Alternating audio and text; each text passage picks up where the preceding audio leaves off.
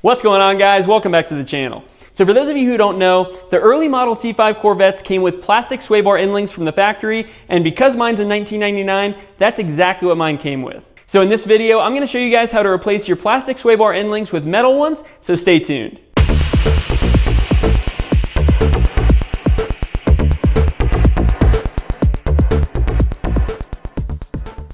20 years ago, the plastic sway bar end links on these cars did the job just fine, and they did it for a great price. But now these cars are getting much older and my sway bar end links are completely chopped. It is time to replace them with something a little bit more stout. So here's the replacement end links, and these are metal compared to plastic. The problem with the plastic ones is that they're going to give a little bit more body roll and also a bit of a vague steering feel. And on top of that, the ball joint boots on my current end links are completely torn up, so it is definitely time to replace these things.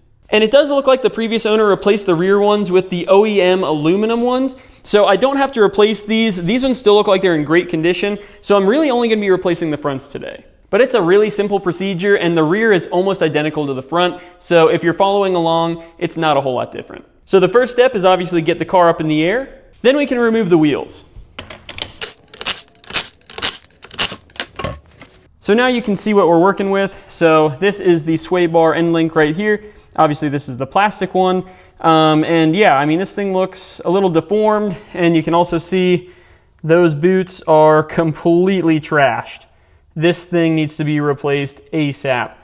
So yeah, super easy procedure. Basically what we're gonna do is we're gonna get a 18mm wrench, and then we're also going to get a T40. You can see right here, the middle of that ball joint wants to spin. So while you're taking off that 18mm nut, you're going to want to hold that steady so it doesn't spin. And then once you get the nut off, then you can just pull it right out. And then you'll do the exact same thing on the top side here from the sway bar. And then it's just as easy as pulling it out. And this is the back side here. So as you can see, right here is our rear sway bar end link. This is the OEM aluminum one that came on the later model cars. So this one was obviously replaced because 1999 versions did not come with these at all, I don't think. So yeah, this one looks like it's in great condition still. Those boots look immaculate. So I'm not even going to touch this one. Yeah, I don't see a reason to replace that. But as you guys can see, it's pretty much going to be the exact same procedure. It'll pop right out just with the exact same 18mm and a T40.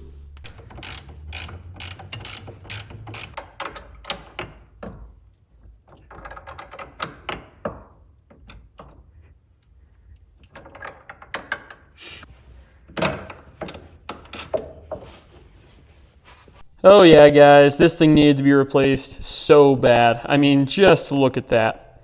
That thing is crusty and nasty. Super happy to be getting this thing off the car. I also used a 18mm stubby to get the top one off, just because the 18mm ratcheting wrench wouldn't quite fit in there, so the stubby fit a little bit better.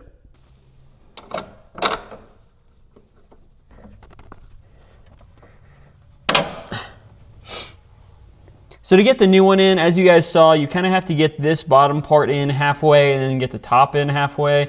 You kind of have to pivot both of the ball joints into the hole, and then it kind of seats in there. You kind of have to finagle it a little bit, but once you get the right angle for it, it'll pop right in.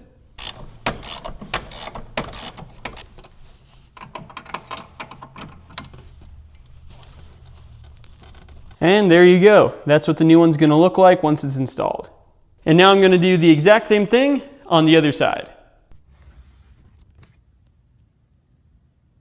But there you have it, guys. That's how to replace the old plastic sway bar end links on your C5 Corvette. But if you still have the plastic links on your C5, let me know in the comments below what you plan on swapping them out with. But that's all for this week. If you found this video helpful, make sure to leave a like and subscribe to the channel for future content. I'll catch you guys next week. Later.